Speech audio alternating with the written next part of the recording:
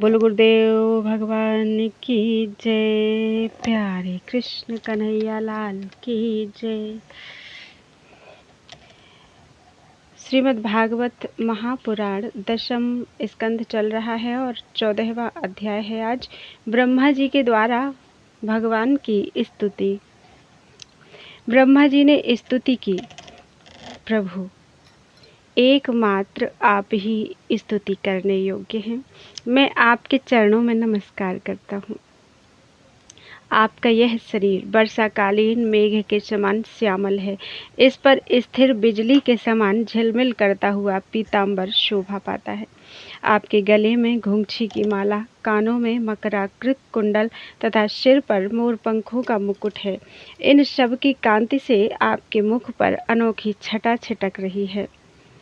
वक्षस्थल पर लटकती हुई बनमाला और नन्ही सी हथेली पर दही भात का कौर, बगल में बेंत और सिंगी तथा कमर की फेंट में आपकी पहचान बताने वाली बांसुरी शोभा पा रही है। आपके कमल से सुकोमल परम सुकुमार चरण और यह गोपाल बालक का सुमधुर वेश। मैं और कुछ नहीं जानता, बस मैं तो इन्हीं चरणों पर न्यौछावर हूँ। स्वयं प्रकाश परमात्मन आपका यह श्री विग्रह भक्त जनों की लालसा अभिलाषा पूर्ण करने वाला है। यह आपकी चिन्मयी इच्छा का मूर्तिमान स्वरूप मुझ पर आपका साक्षात कृपा प्रसाद है। मुझे अनुग्रहित करने के लिए ही आपने इसे प्रकट किया है। कौन कहता है कि यह पंचभूतों की रचना है? प्रभु, यह तो अप्राकृत शुद्ध सत्वमय है। मैं या और कोई समाधि लगाकर भी आपके इस सच्चिदानंद विग्रह की महिमा नहीं जान सकता। फिर आत्म आनंदानुभव स्वरूप साक्षात आपकी ही महिमा को तो कोई एकाग्र मन से भी कैसे जान सकता है? प्रभु, जो लोग ज्ञान के लिए प्रयत्न ना करके अपने स्थान में ही स्थित रहकर केवल सत्संग करते हैं और आपके प्रेमी संत पुरुषों के द्वारा गाई हुई आपकी लीला कथा का जो उन लोगों के पास रहने से अपने आप सुनने को मिलती है, शरीर, वाणी और मन से विनयावनत होकर सेवन करते हैं, यहाँ तक कि उसे ही अपना जीवन बना लेते हैं, उनके बिना जी ही नहीं सकते। प्रभु, यद्यपि आप पर त्रिलोकी में कोई कभी विजय नहीं प्राप्त कर सकता, फिर भी वे आप पर विजय प्राप्त कर लेते हैं। आप उनके प्रेम के अधीन हो जाते हैं। भगवान, आपकी भक्ति सब प्रकार के कल्याण का मूल स्रोत उद्गम है। जो लोग उसे छोड़कर केवल ज्ञान की प्राप्ति के लिए भ्रम उठाते हैं और दुख भोगते हैं, उनको बस क्लेश ही क्लेश हाथ लगता है और कुछ नहीं। जैसे थोथी भूसी कूटने वाले को केवल श्रम ही मिलता है, चावल नहीं। हे अच्युत, हे अनंत, इस लोक में पहले भी बहुत से योगी हो गए हैं। जब उन्हें योग आदि के द्वारा आपकी प्राप्ति नहीं हुई, तब उन्होंने अपने लौकिक और वैदिक समस्त कर्म आपके चरणों में समर्पित कर दिए। उन समर्पित कर्मों से तथा आपकी लीला कथा से उन्हें आपकी भक्ति प्राप्त हुई। उस भक्ति से ही आपके स्वरूप का ज्ञान प्राप्त करके उन्होंने बड़ी सुगमता से आपके परम पद की प्राप्ति कर ली। हे अनंत, आपके सगुण निर्गुण दोनों स्वरूपों का ज्ञान कठिन होने पर भी निर्गुण स्वरूप की महिमा इंद्रियों का प्रत्याहार करके शुद्ध अंतःकरण से जानी जा सकती है। जानने की प्रक्रिया यह है कि विशेष आकार के परित्याग पूर्वक आत्माकार अंतःकरण का साक्षात्कार किया जाए। यह आत्माकारता घट घटादि रूप के समान ज्ञेय नहीं है, प्रत्युत आवरण का भंग मात्र है। यह साक्षात्कार यह ब्रह्म है, मैं ब्रह्म को जानता हूँ, इस प्रकार नहीं, किंतु स्वयं प्रकाश रूप से ही होता है। परंतु भगवान, जिन समर्थ पुरुषों ने अनेक जन्मों तक परिश्रम करके पृथ्वी का एक एक परमाणु, आकाश के हिमकण, ओस की बूंदें तथा उसमें चमकने वाले नक्षत्र एवं तारों तक को गिन डाला है, उनमें भी भला ऐसा कौन हो सकता है जो आपके सगुण स्वरूप के अनंत गुणों को गिन सके? प्रभु, आप केवल संसार के कल्याण के लिए ही अवतीर्ण हुए हैं। सो भगवान, आपकी महिमा का ज्ञान तो बड़ा ही कठिन है। इसलिए जो पुरुष क्षण क्षण पर बड़ी उत्सुकता से आपकी कृपा का ही भली भांति अनुभव करता रहता है और प्रारब्ध के अनुसार जो कुछ सुख या दुख प्राप्त होता है उसे निर्विकार मन से भोग लेता है, एवं जो प्रेम पूर्ण हृदय, गदगद वाणी और पुलकित शरीर से अपने को आपके चरणों में समर्पित करता रहता है, इस प्रकार जीवन व्यतीत करने वाला पुरुष ठीक वैसे ही आपके परम पद का अधिकारी हो जाता है जैसे अपने पिता की संपत्ति का पुत्र। प्रभु, मेरी कुटिलता तो देखिए, आप अनंत आदि पुरुष परमात्मा हैं और मेरे जैसे बड़े बड़े मायावी भी आपकी माया के चक्र में हैं। फिर भी मैंने आप पर अपनी माया फैलाकर अपना ऐश्वर्य देखना चाहा। प्रभु, मैं आपके सामने हूँ ही क्या आपके सामने चिंगारी की भी कुछ गिनती है? भगवान, मैं रजोगुण से उत्पन्न हुआ हूँ। आपके स्वरूप को मैं ठीक ठीक नहीं जानता। इसी से अपने को आपसे अलग संसार का स्वामी माने बैठा था। मैं अजन्मा जगत करता हूँ।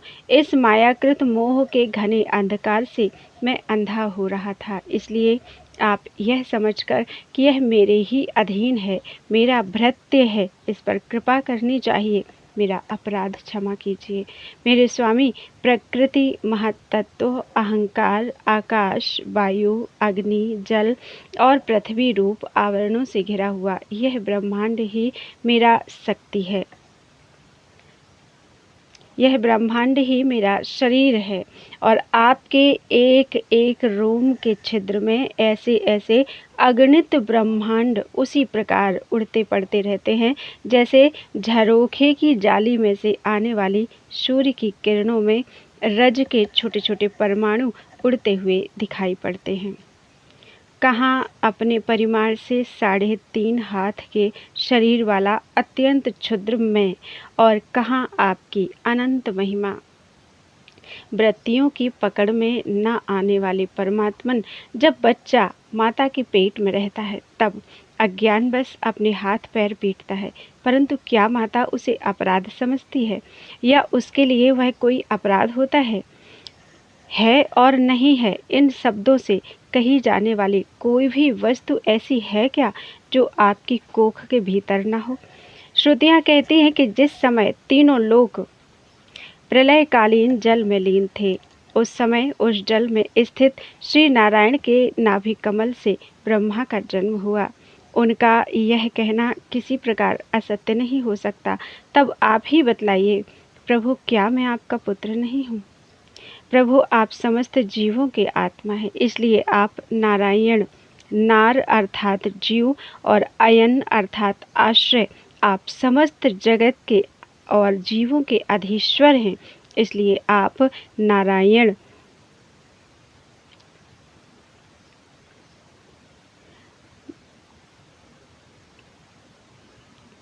आप नारायण हैं, आप समस्त लोगों के साक्षी हैं, इसलिए भी नारायण है। नार अर्थात जीव और अयन अर्थात जानने वाला है। नर से उत्पन्न होने वाले जल में निवास करने के कारण जिन्हें नारायण, नार मीन्स जल, और अयन अर्थात निवास स्थान कहा जाता है, वे भी आपके एक अंश ही हैं। वह अंश रूप से दिखना भी सत्य नहीं है, आपकी माया ही है। भगवान, यदि आपका वह विराट स्वरूप सचमुच उस समय जल में ही था तो मैंने उसी समय उसे क्यों नहीं देखा, जबकि मैं कमल नाल के मार्ग से उसे 100 वर्षों तक जल में ढूंढता रहा। फिर मैंने जब तपस्या की तब उसी समय मेरे हृदय में उसका दर्शन कैसे हो गया और फिर कुछ ही क्षणों में वह पुनः क्यों नहीं दिखा, अंतर्धान क्यों हो गया? माया का नाश करने वाले प्रभु, दूर की बात कौन करे, अभी इसी अवतार में आपने इस बाहर दिखने वाले जगत को अपने पेट में ही दिखला दिया, जिसे देखकर माता यशोदा चकित हो गई थी।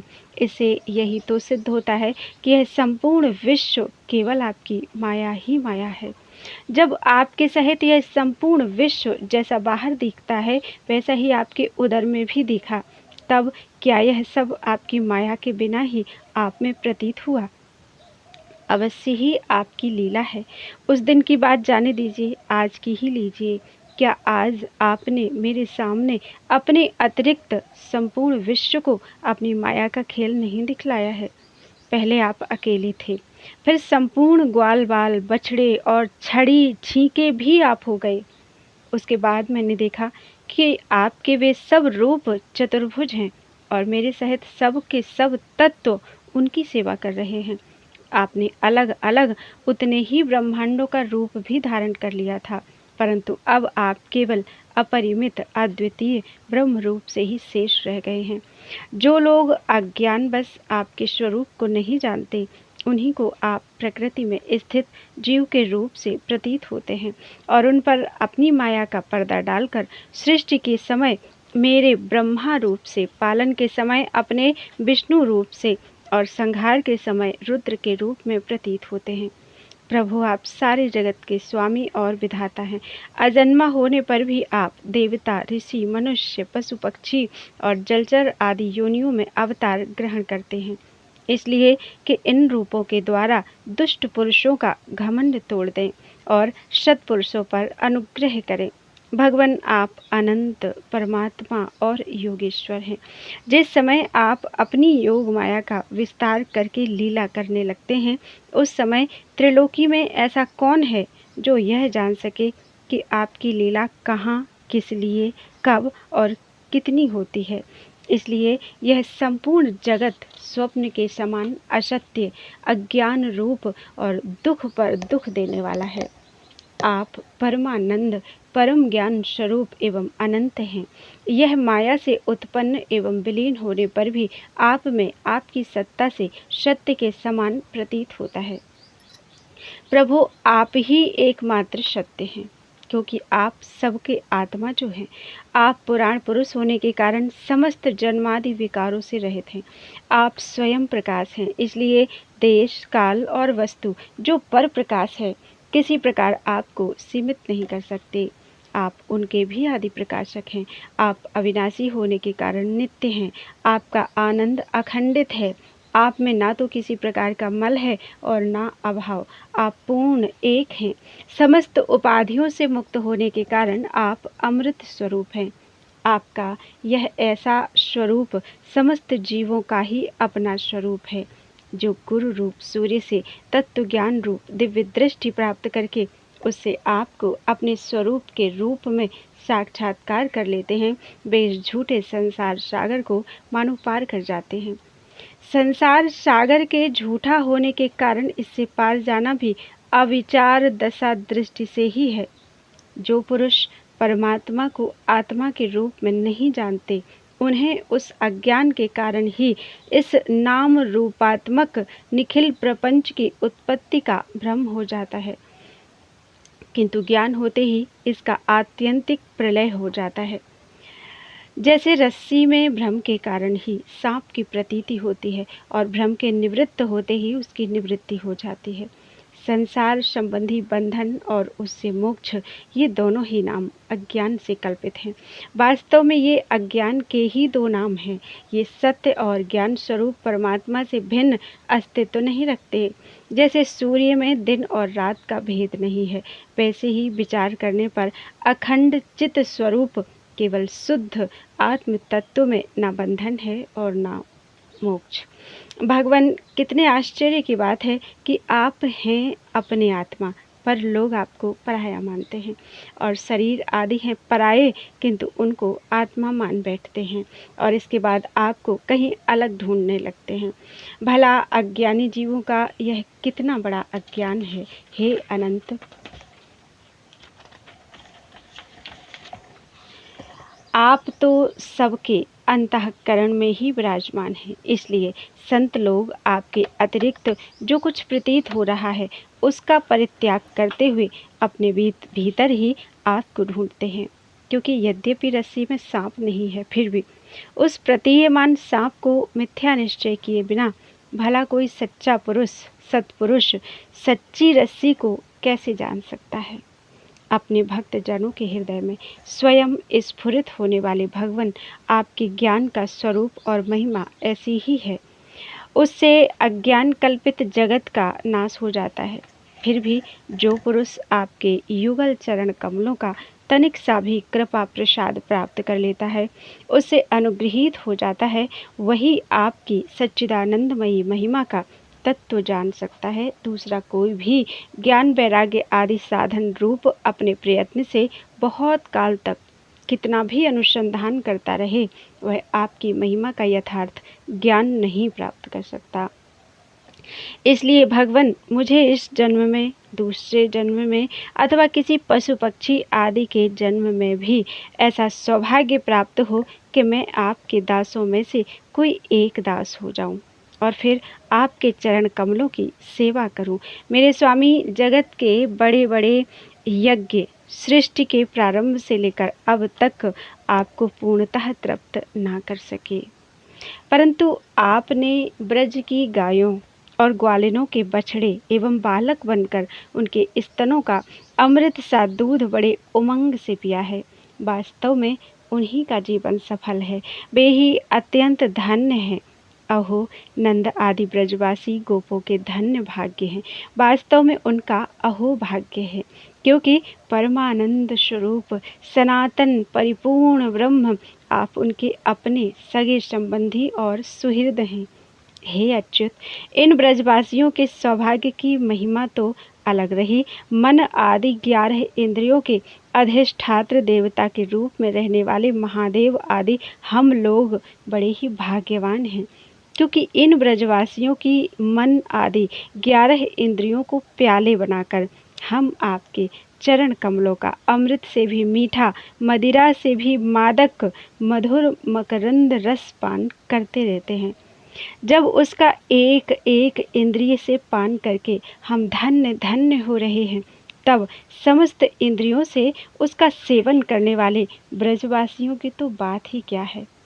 प्रभु, इस ब्रजभूमि के किसी वन में और विशेष करके गोकुल में किसी भी योनि में जन्म हो जाए, यही हमारे लिए बड़े सौभाग्य की बात होगी, क्योंकि यहाँ जन्म हो जाने पर आपके किसी न किसी प्रेमी के चरणों की धूलि अपने ऊपर पड़ ही जाएगी। प्रभु, आपके प्रेमी ब्रजवासियों का संपूर्ण जीवन आपका ही जीवन है। आप ही उनके जीवन के एकमात्र सर्वस्व हैं। इसलिए उनके चरणों की धूलि मिलना आपके ही चरणों की धूलि मिलना है, और आपके चरणों की धूलि को तो श्रुतियाँ भी अनादिकाल से अब तक ढूंढ ही रही हैं। देवताओं के भी आराध्य देव प्रभु, इन ब्रजवासियों को इनकी सेवा के बदले में आप क्या फल देंगे?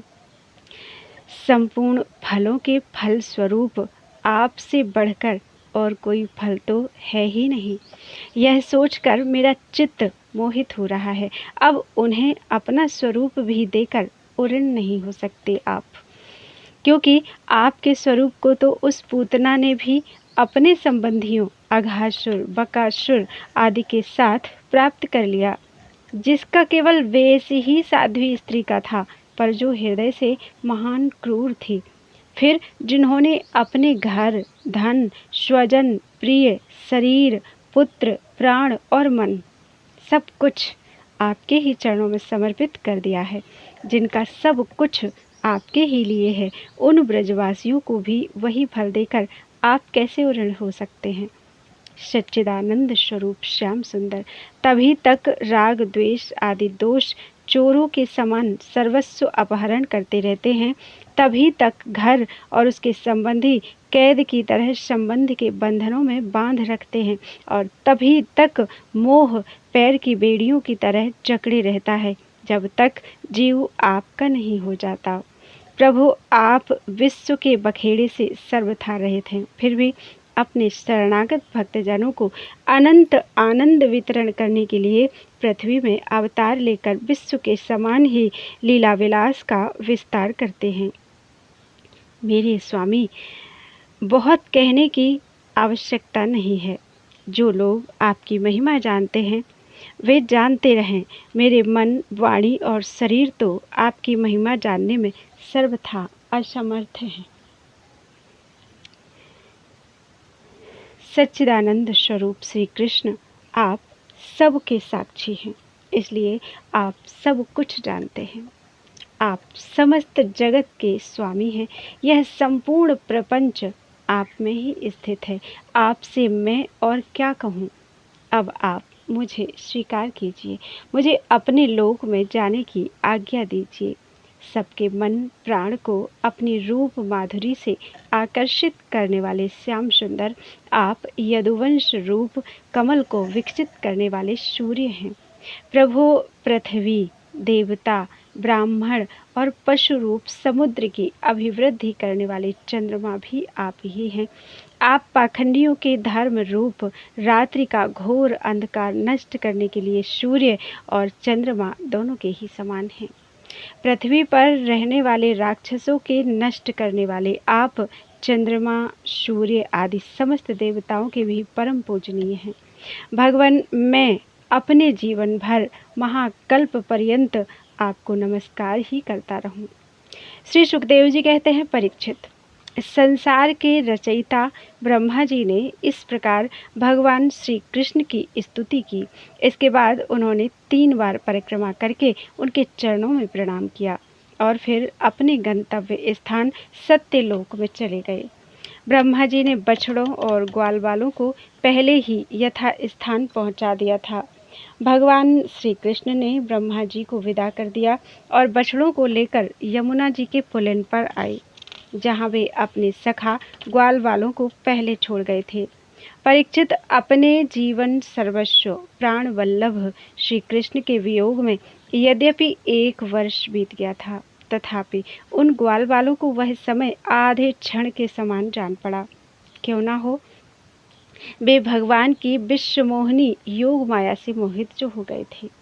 जगत के सभी जीव उसी माया से मोहित होकर शास्त्र और आचार्यों के बार बार समझाने पर भी अपने आत्मा को निरंतर भूले हुए हैं। वास्तव में उस माया की ऐसी ही शक्ति है। भला उससे मोहित होकर जीव यहाँ क्या क्या नहीं भूल जाते हैं। परीक्षित, भगवान श्री कृष्ण को देखते ही ग्वाल वालों ने बड़ी उतावली से कहा, भाई तुम भले आए, स्वागत है स्वागत। अभी तो हमने तुम्हारे बिना एक कौर भी नहीं खाया है। आओ इधर आओ, आनंद से भोजन करो। तब हंसते हुए भगवान ने ग्वाल वालों के साथ भोजन किया और उन्हें अघासुर के शरीर का ढांचा दिखाते हुए वन से व्रज में लौट आए।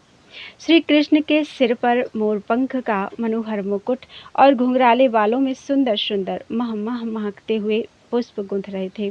नई नई रंगीन धातुओं से श्याम शरीर पर चित्रकारी की हुई थी।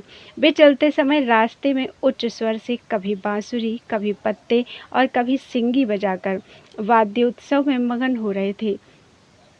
पीछे पीछे ग्वाल वाल उनकी लोक पावन कीर्ति का गान करते जा रहे थे। कभी वे नाम ले लेकर अपने बछड़ों को पुकारते तो कभी उनके साथ लाड़ लड़ाने लगते। मार्ग के दोनों ओर गोपियां खड़ी हैं। जब वे कभी तिरछे नैनों से उनकी नज़र में नज़र मिला देते हैं, तब गोपियां आनंद मुग्ध हो जाती हैं। इस प्रकार भगवान श्री कृष्ण ने गोष्ठ में प्रवेश किया। परीक्षित, उसी दिन बालकों ने व्रज में जाकर कहा कि आज यशोदा मैया के लाडले नंद नंदन ने वन में एक बड़ा भारी अजगर मार डाला है और उससे हम लोगों की रक्षा की है। राजा परीक्षित ने कहा, ब्राह्मण, ब्रजवासियों के लिए श्री कृष्ण अपने पुत्र नहीं थे, दूसरे के पुत्र थे। फिर उनका श्री कृष्ण के प्रति इतना प्रेम कैसे हुआ? ऐसा प्रेम तो उनका अपने बालकों पर भी पहले कभी नहीं हुआ था। आप कृपा करके बतलाइए, इसका क्या कारण है? श्री सुखदेव जी ने कहा, राजन, संसार के सभी प्राणी अपने आत्मा से ही सबसे बढ़कर प्रेम करते हैं। पुत्र से, धन से या किसी से जो प्रेम होता है, वह तो इसलिए कि वे वस्तुएं अपने आत्मा को प्रिय लगती हैं। राजेंद्र, यही कारण है कि सभी प्राणियों का अपने आत्मा के प्रति जैसा प्रेम होता है, वैसा अपने कहलाने वाले पुत्र, धन और ग्रह आदि में नहीं होता। नृपश्रेष्ठ, जो लोग देह को ही आत्मा मानते हैं, वे भी अपने शरीर से जितना प्रेम करते हैं, उतना प्रेम शरीर के संबंधी पुत्र, मित्र आदि से नहीं करते। जब विचार के द्वारा यह मालूम हो जाता है कि यह शरीर मैं नहीं हूँ, यह शरीर मेरा है, तब इस शरीर से भी आत्मा के समान प्रेम नहीं रहता। यही कारण है कि इस देह के जीर्ण शीर्ण हो जाने पर भी जीने की आशा प्रबल रूप से बनी रहती है। इससे यह बात सिद्ध होती है कि सभी प्राणी अपने आत्मा से ही सबसे बढ़कर प्रेम करते हैं और उसी के लिए इस सारे चराचर जगत से भी प्रेम करते हैं। इन श्री कृष्ण को ही तुम सब आत्माओं का आत्मा समझो। संसार के कल्याण के लिए ही योग माया का आश्रय लेकर वे यहाँ देहधारी के समान जान पड़ते हैं। जो लोग भगवान श्री कृष्ण के वास्तविक स्वरूप को जानते हैं, उनके लिए तो इस जगत में जो कुछ भी चराचर पदार्थ है अथवा इससे परे परमात्मा, ब्रह्म, नारायण आदि जो भगवत स्वरूप हैं, सभी श्री कृष्ण स्वरूप ही हैं। श्री कृष्ण के अतिरिक्त और कोई प्राकृत अप्राकृत वस्तु है ही नहीं। सभी वस्तुओं का अंतिम रूप अपने कारण में स्थित होता है। उस कारण के भी परम कारण हैं भगवान श्री कृष्ण। तब भला बताओ किस वस्तु को श्री कृष्ण से भिन्न बतलाएं, जिन्होंने पुण्य, कीर्ति, मुकुंद, मुरारी के पद पल्लव की नौका का आश्रय ले लिया है, जो कि सत्पुरुषों का सर्वस्व है। उनके लिए यह भव सागर बछड़े के खुर के गड्ढे के समान है। उन्हें परम पद की प्राप्ति हो जाती है और उनके लिए विपत्तियों का निवास स्थान यह संसार नहीं रहता। परीक्षित, तुमने मुझसे पूछा था कि भगवान के 5वें वर्ष की लीला ग्वाल वालों ने 6ठे वर्ष में कैसे कही। उसका सारा रहस्य मैंने तुम्हें बतला दिया। भगवान श्री कृष्ण की ग्वाल वालों के साथ वन क्रीड़ा, अघासुर को मारना, हरी हरी घास से युक्त भूमि पर बैठकर भोजन करना, अप्राकृत रूप धारी बछड़ों और ग्वाल वालों का प्रकट होना और ब्रह्मा जी के द्वारा की हुई इस महान स्तुति को जो मनुष्य सुनता और कहता है, उसको धर्म, अर्थ, काम और मोक्ष की प्राप्ति हो जाती है। परीक्षित, इस प्रकार श्री कृष्ण और बलराम ने कुमार अवस्था के अनुरूप आँख में चौनी, सेतु बंधन, बंदरों की भांति उछलना कूदना आदि अनेकों लीलाएं करके अपनी कुमार अवस्था ब्रज में ही त्याग दी। बोलो वृंदावन बिहारी लाल की जय।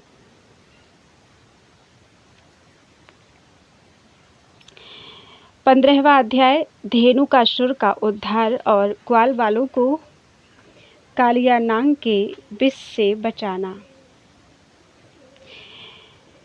श्री सुखदेव जी कहते हैं, परीक्षित, अब बलराम और श्री कृष्ण ने पौगंड अवस्था में अर्थात 6ठे वर्ष में प्रवेश किया था।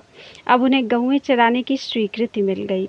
वे अपने सखा ग्वाल वालों के साथ गौएं चराते हुए वृंदावन में जाते और अपने चरणों से वृंदावन को अत्यंत पावन करते। यह वन गौओं के लिए हरी हरी घास से युक्त एवं रंग बिरंगे पुष्पों की खान हो रहा था। आगे आगे गौएं, उनके पीछे पीछे बांसुरी बजाते हुए श्याम सुंदर। तदनंतर बलराम और फिर श्री कृष्ण के यश का गान करते हुए ग्वाल बाल। इस प्रकार विहार करने के लिए उन्होंने उस वन में प्रवेश किया। उस वन में कहीं तो भौरे बड़ी मधुर गुंजार कर रहे थे, कहीं झुंड के झुंड हिरन चौकड़ी भर रहे थे और कहीं सुंदर सुंदर पक्षी चहक रहे थे। बड़े ही सुंदर सुंदर सरोवर थे, जिनका जल महात्माओं के हृदय के समान स्वच्छ और निर्मल था। उनमें खिले हुए कमलों के सौरभ से सुवासित होकर शीतल मंद सुगंध वायु उस वन की सेवा कर रही थी। इतना मनोहर था वह वन कि उसे देखकर भगवान ने मन ही मन उसमें विहार करने का संकल्प किया। पुरुषोत्तम भगवान ने देखा कि बड़े बड़े वृक्ष फल और फूलों के भार से झुककर अपनी डालियों और नूतन कोपलों की लालिमा से उनके चरणों का स्पर्श कर रहे हैं। तब उन्होंने बड़े आनंद से, कुछ मुस्कुराते हुए से अपने बड़े भाई बलराम जी से कहा। भगवान श्री कृष्ण ने कहा, देव शिरोमणि, यूं तो बड़े बड़े देवता आपके चरण कमलों की पूजा करते हैं, परंतु देखिए तो ये वृक्ष भी अपनी डालियों से सुंदर पुष्प और फलों की सामग्री लेकर आपके चरण कमलों में झुक रहे हैं, नमस्कार कर रहे हैं। क्यों ना हो, इन्होंने इसी सौभाग्य के लिए तथा अपना दर्शन एवं श्रवण करने वालों के अज्ञान का नाश करने के लिए ही तो वृंदावन धाम में वृक्ष योनि ग्रहण की है। इनका जीवन धन्य है। आदि पुरुष यद्यपि आप इस वृंदावन में अपने ऐश्वर्य रूप को छिपाकर बालकों की सी लीला कर रहे हैं, फिर भी आपके श्रेष्ठ भक्त मुनिगण अपने इष्ट देव को पहचान कर यहाँ भी प्रायः भौरों के रूप में आपके भुवन पावन यश का निरंतर गान करते हुए आपके भजन में लगे रहते हैं। वे एक क्षण के लिए भी आपको नहीं छोड़ना चाहते। भाई जी, वास्तव में आप ही स्तुति करने योग्य हैं। देखिए, आपको अपने घर आया देख ये मोर आपके दर्शनों से आनंदित होकर नाच रहे हैं। हिरनिया मृगनयनी गोपियों के समान अपनी प्रेम भरी तिरछी चितवन से आपके प्रति प्रेम प्रकट कर रही हैं, आपको प्रसन्न कर रही हैं। ये कोयलें अपनी मधुर कुहू कुहू ध्वनि से आपका कितना सुंदर स्वागत कर रही हैं। ये बनवासी होने पर भी धन्य है, क्योंकि सत्पुरुषों का स्वभाव ही ऐसा होता है कि वे घर आए अतिथि को अपनी प्रिय से प्रिय वस्तु भेंट कर देते हैं। आज यहाँ की भूमि अपनी हरी हरी घास के साथ आपके चरणों का स्पर्श प्राप्त करके धन्य हो रही है। यहाँ की वृक्ष लताएं और झाड़ियाँ आपकी अंगुलियों का स्पर्श पाकर अपना अहोभाग्य मान रही हैं। आपकी दया भरी चितवन से नदी, पर्वत, पशु, पक्षी सब कृतार्थ हो रहे हैं और ब्रज की गोपियाँ आपके वक्ष स्थल का स्पर्श प्राप्त करके, जिसके लिए स्वयं लक्ष्मी भी लालायित रहती हैं, धन्य धन्य हो रही हैं। श्री सुखदेव जी कहते हैं, परीक्षित, इस प्रकार परम सुंदर वृंदावन को देखकर भगवान श्री कृष्ण बहुत ही आनंदित हुए। वे अपने सखा ग्वालवालों के साथ गोवर्धन की तराई में यमुना तट पर गौओं को चराते हुए अनेकों प्रकार की लीलाएं करने लगे। एक ओर ग्वालवाल भगवान श्री कृष्ण के चरित्रों की मधुर तान छेड़े रहते हैं, तो दूसरी ओर बलराम जी के साथ बनमाला पहने हुए श्री कृष्ण मतवाले भौरों की सुरीली गुनगुनाहट में अपना स्वर मिलाकर मधुर संगीत अलापने लगते हैं। कभी कभी श्री कृष्ण कूजते हुए राजहंसों के साथ स्वयं भी कूजने लगते हैं और कभी नाचते हुए मोरों के साथ स्वयं भी ठुमुक ठुमुक नाचने लगते हैं, और ऐसा नाचते हैं कि मयूर को उपहासास्पद बना देते हैं। कभी मेघ के समान गंभीर वाणी से दूर गए हुए पशुओं को उनका नाम ले लेकर बड़े प्रेम से पुकारते हैं। उनके कंठ की मधुर ध्वनि सुनकर गायों और ग्वाल वालों का चित्त भी अपने वश में नहीं रहता। कभी चकोर, क्रौंच, चकवा, भरदूल और मोर आदि पक्षियों की सी बोली बोलते, तो कभी बाघ, सिंह आदि की गर्जना से डरे हुए जीवों के समान स्वयं भी भयभीत की सी लीला करते हैं। जब बलराम जी खेलते खेलते थक कर किसी ग्वाल बाल की गोद के तकिए पर सिर रखकर लेट जाते हैं, तब श्री कृष्ण उनके पैर दबाने लगते हैं, पंखा झलने लगते हैं और इस प्रकार अपने बड़े भाई की थकावट दूर करते हैं। जब ग्वाल वाल नाचने गाने लगते हैं अथवा ताल ठोंक ठोंक कर एक दूसरे से कुश्ती लड़ने लगते हैं, तब श्याम और राम दोनों भाई हाथ में हाथ डालकर खड़े हो जाते हैं और हंस हंस कर वाह वाह करते हैं। कभी कभी स्वयं श्री कृष्ण भी ग्वाल बालों के साथ कुश्ती लड़ते लड़ते थक जाते हैं तथा किसी सुंदर वृक्ष के नीचे कोमल पल्लवों की सेज पर किसी ग्वाल बाल की गोद में सिर रखकर लेट जाते हैं। परीक्षित, उस समय कोई कोई पुण्य के मूर्तिमान स्वरूप ग्वालवाल महात्मा श्री कृष्ण के चरण दबाने लगते हैं और दूसरे निष्पाप बालक उन्हें बड़े बड़े पत्तों या अंगोछियों से पंखा झलने लगते हैं। किसी किसी हृदय में प्रेम की धारा उमड़ आती है तो वह धीरे धीरे उदार शिरोमणि परम मनस्वी श्री कृष्ण की लीलाओं के अनुरूप उनके मन को प्रिय लगने वाले मनोहर गीत गाने लगते हैं। भगवान ने इस प्रकार अपनी योग माया से अपने ऐश्वर्यमय स्वरूप को छिपा रखा था। वे ऐसी लीलाएं करते जो ठीक ठीक गोपाल को की सी ही मालूम पड़ती। स्वयं भगवती लक्ष्मी जिनके चरण कमलों की सेवा में संलग्न रहती हैं, वे ही भगवान इन ग्रामीण बालकों के साथ बड़े प्रेम से ग्रामीण खेल खेला करते थे। परीक्षित, ऐसा होने पर भी कभी कभी उनकी ऐश्वर्यमयी लीलाएं भी प्रकट हो जाती थी। बलराम जी और श्री कृष्ण के सखाओं में एक प्रधान गोप बालक थे, श्रीदामा। एक दिन उन्होंने तथा सुबल और स्तोक कृष्ण अर्थात छोटे कृष्ण आदि ग्वाल वालों ने श्याम और राम से बड़े प्रेम के साथ कहा, हम लोगों को सर्वदा सुख पहुंचाने वाले बलराम जी, आपके बाहुबल की तो कोई थाह ही नहीं है। हमारे मनमोहन श्री कृष्ण, दुष्टों को नष्ट कर डालना तो तुम्हारा स्वभाव ही है। यहाँ से थोड़ी ही दूर पर एक बड़ा भारी वन है, बस उसमें 5 के 5 ताड़ के वृक्ष भरे पड़े हैं। वहाँ बहुत से ताड़ के फल पक पक कर गिरते रहते हैं और बहुत से पहले के गिरे हुए भी हैं, परंतु वहाँ धेनुक नाम का एक दुष्ट दैत्य रहता है। उसने उन फलों पर रोक लगा रखी है। बलराम जी और भैया श्री कृष्ण, वह दैत्य गधे के रूप में रहता है। वह स्वयं बड़ा बलवान है ही, उसके साथ और भी बहुत से उसी के समान बलवान दैत्य उसी रूप में रहते हैं। मेरे शत्रुघाती भैया, उस दैत्य ने अब तक न जाने कितने मनुष्य खा डाले हैं।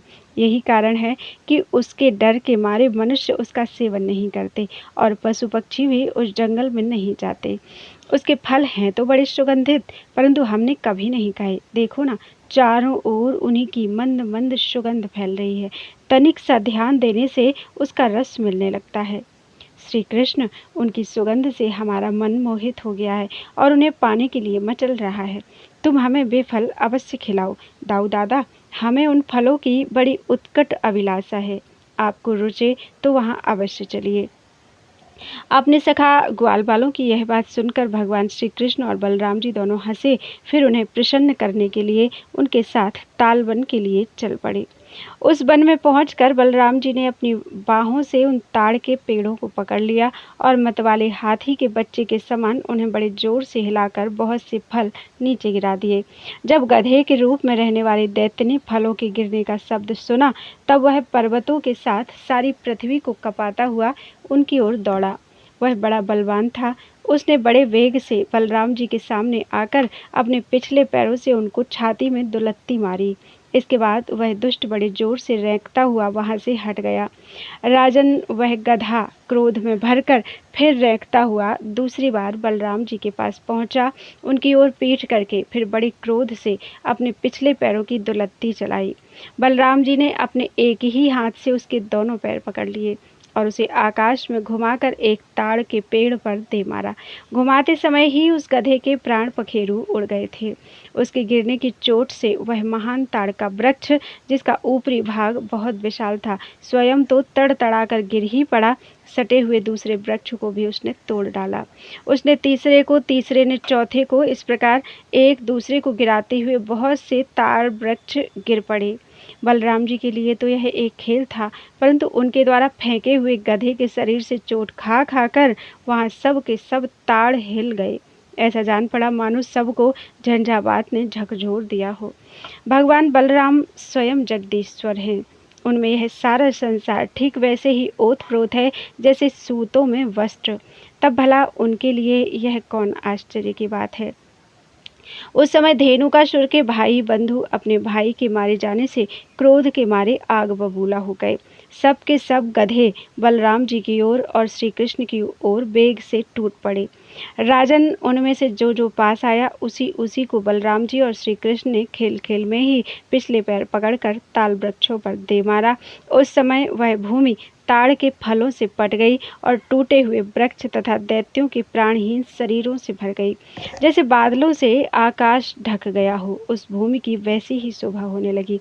बलराम जी और श्री कृष्ण की यह मंगलमयी लीला देखकर देवतागण उन पर फूल बरसाने लगे और बाजे बजा बजा कर स्तुति करने लगे। जिस दिन धेनुकासुर मरा, उसी दिन से लोग निडर होकर उस वन के ताल फल खाने लगे तथा पशु भी स्वच्छंदता के साथ घास चरने लगे। इसके बाद कमल दल लोचन भगवान श्री कृष्ण बड़े भाई बलराम जी के साथ ब्रज में आए। उस समय उनके साथी ग्वालबाल उनके पीछे पीछे चलते हुए उनकी स्तुति करते जाते थे। क्यों ना हो, भगवान की लीलाओं का श्रवण कीर्तन ही सबसे बढ़कर पवित्र जो है। उस समय श्री कृष्ण की घुंघराली अलकों पर गौओं के खुरों से उड़ उड़ कर धूली पड़ी हुई थी। सिर पर मोर पंख का मुकुट था और बालों में सुंदर सुंदर जंगली पुष्प गुथे हुए थे। उनके नेत्रों में मधुर चितवन और मुख पर मनोहर मुस्कान थी। वे मधुर मधुर मुरली बजा रहे थे और साथी ग्वालबाल उनकी ललित कीर्ति का गान कर रहे थे। बंसी की ध्वनि सुनकर बहुत सी गोपिकाएं एक साथ ही ब्रज से बाहर निकल आईं। उनकी आंखें न जाने कब से श्री कृष्ण के दर्शन के लिए तरस रही थी। गोपियों ने अपने नेत्र रूप भ्रमरों से भगवान के मुखारविंद का मकरंद रस पान करके दिन भर के विरह की जलन शांत की, और भगवान ने भी उनकी लाज भरी हंसी तथा विनय से युक्त प्रेम भरी तिरछी चितवन का सत्कार स्वीकार करके ब्रज में प्रवेश किया। उधर यशोदा मैया और रोहिणी जी का हृदय वात्सल्य स्नेह से उमड़ रहा था। उन्होंने श्याम और राम के घर पहुंचते ही उनकी इच्छा के अनुसार तथा समय के अनुरूप पहले से ही सोच संजो कर रखी हुई वस्तुएं उन्हें खिलाई पिलाई और पहनाई। माताओं ने तेल उबटन आदि लगाकर स्नान कराया। इससे उनकी दिन भर घूमने फिरने की मार्ग की थकान दूर हो गई। फिर उन्होंने सुंदर वस्त्र पहनाकर दिव्य पुष्पों की माला पहनाई तथा चंदन लगाया। तत्पश्चात दोनों भाइयों ने माताओं का परोसा हुआ स्वादिष्ट अन्न भोजन किया। इसके बाद बड़े लाड़ प्यार से दुलार दुलार कर यशोदा और रोहिणी ने उन्हें सुंदर सैया पर सुलाया। श्याम और राम बड़े आराम से सो गए। भगवान श्री कृष्ण इस प्रकार वृंदावन में अनेकों लीलाएं करते एक दिन अपने सखा ग्वालवालों के साथ भी यमुना तट पर गए। राजन, उस दिन बलराम जी उनके साथ नहीं थे। उस समय जेठ आषाढ़ के घाम से गौएं और ग्वालवाल अत्यंत पीड़ित हो रहे थे। प्यास से उनका कंठ सूख रहा था, इसलिए उन्होंने यमुना जी का विषैला जल पी लिया। परीक्षित होनहार के वश उन्हें इस बात का ध्यान ही नहीं रहा था। उस विषैले जल के पीते ही सब गौएं और ग्वालवाल प्राणहीन होकर यमुना जी के तट पर गिर पड़े। उन्हें ऐसी अवस्था में देखकर योगेश्वरों के भी ईश्वर भगवान श्री कृष्ण ने अपनी अमृत बरसाने वाली दृष्टि से उन्हें जीवित कर दिया। उनके स्वामी और सर्वस्व तो एकमात्र श्री कृष्ण ही थे। परीक्षित, चेतना आने पर वे सब यमुना जी के तट पर उठ खड़े हुए और आश्चर्यचकित होकर एक दूसरे की ओर देखने लगे। राजन, अंत में उन्होंने यही निश्चय किया कि हम लोग विषैला जल पी लेने के कारण मर चुके थे, परंतु हमारे श्री कृष्ण ने अपनी अनुग्रह भरी दृष्टि से देखकर हमें फिर से जिला दिया है। बोलो वृंदावन बिहारी लाल की जय। त्वदीयं वस्तु गोविंदम तुभ्यमेव समर्पयेत्।